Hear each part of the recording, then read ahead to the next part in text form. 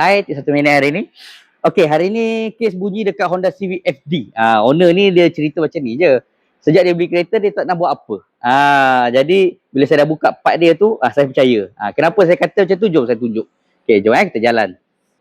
Ni kita ada ni, abang-abang kita ni. Okey, part pertama yang menyebabkan bunyi kereta dia, ni.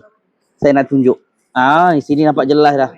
Dia punya lawak ambush ni, dah koyak dah.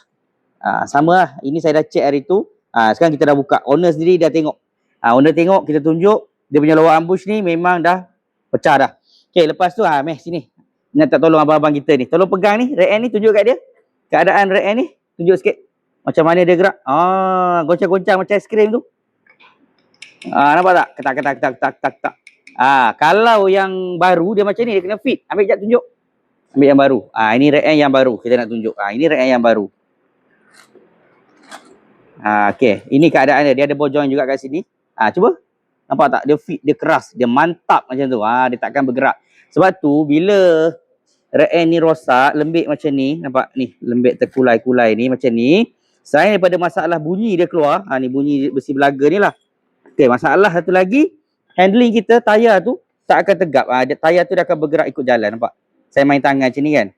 Dia akan bergerak ikut jalan. Sebab tu handling kita akan rasa macam something longgar je. Inilah punca dia. Okay.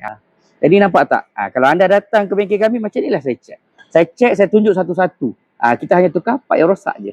So kalau siapa nak check kereta, boleh bawa datang ke Fizi Motorsport Sunway. Lepas hari ni set.